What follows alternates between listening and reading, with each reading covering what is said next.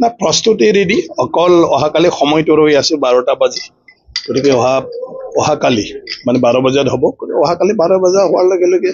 session চলি যাব সেশনৰ কাৰণে যি মানে লাগে আমাৰ এইটো গোটেই সম্পূৰ্ণ আমাৰ বডোলেণ্ড টেৰিটৰিয়েল কাউন্সিলৰ যিটো বিধানসভা কক্ষ আছে এইটো অলৰেডি ৰেডিমেড ফৰ্মত আছে গতিকে মাত্ৰ ৰৈ আছে আৰু ইয়াৰ সকলোৱে ৰৈ আছে কক্কাঝাৰবাসী আৰু আমাৰ বিটিচিৰ চিফ ডাঙৰীয়া স্পিকাৰ ডাঙৰীয়া প্ৰিন্সিপাল ছেক্ৰেটাৰী ডাঙৰীয়া সবে লাগি আছে ইয়াতে গতিকে গোটেইটো ৰেডি না এজেণ্ডাটো আমাৰ সেইটো হ'ল ট্ৰেডিশ্যনেল যে প্ৰথম বাজেট সেশনটোত আমাৰ গভৰ্ণৰ ডাঙৰীয়াৰ ভাষণ দিয়ে তো এইটো হ'ব কালি যেহেতু বাজেট সেশনৰ প্ৰথম দিন আৰু ইয়াৰ পিছত আমি কক্কাঝাৰ যেহেতু হৈছে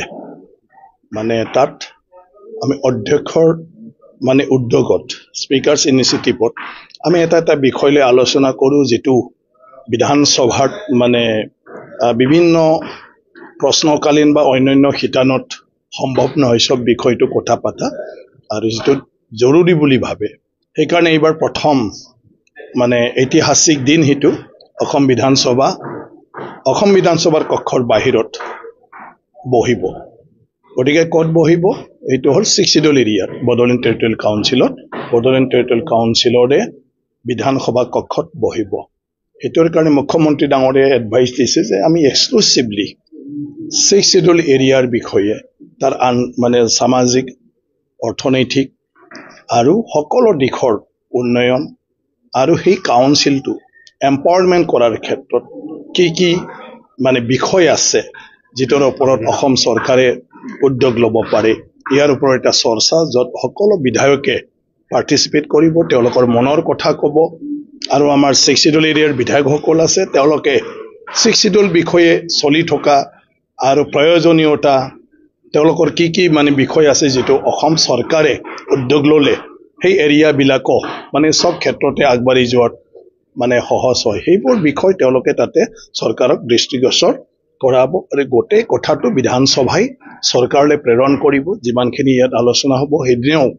মুখ্যমন্ত্ৰী ডাঙৰীয়া তেওঁ তাতে সকলো প্ৰশ্নৰ উত্তৰ দিব আৰু যিখিনি আমি আলোচনা মানে কৰা হয় সেইটো বিষয়ত চৰকাৰে বিহিত ব্যৱস্থা লোৱাৰ কাৰণে বিধানসভাই এক মাহৰ ভিতৰত সেইটো প্ৰেৰণ কৰিব আৰু সেই হিচাপে চৰকাৰে উদ্যোগ ল'ব ঠিক তেনেকুৱা ধৰণৰ আগতে চাহ বাগানৰ ওপৰত তাৰ বসবাস কৰা মানুহখিনিৰ সমস্যাক লৈও আলোচনা হৈছিল তাৰপিছত আজি চাহ বাগিচাৰ উন্নয়নৰ কাৰণে তাত শিক্ষাৰ পৰা আৰম্ভ কৰি বিভিন্ন দৈনন্দিন জীৱনটোত অসমৰ বাকি মানুহবিলাকে পোৱা সুযোগ সুবিধাখিনিও কেনেকৈ দিব পাৰে তাক লৈ চৰকাৰে উদ্যোগ লৈ আজি ধুনীয়াকৈ চাহ বাগিচাত বহুতখিনি কাম কৰিবলৈ সক্ষম হৈছে আৰু চাহ বাগিচাৰ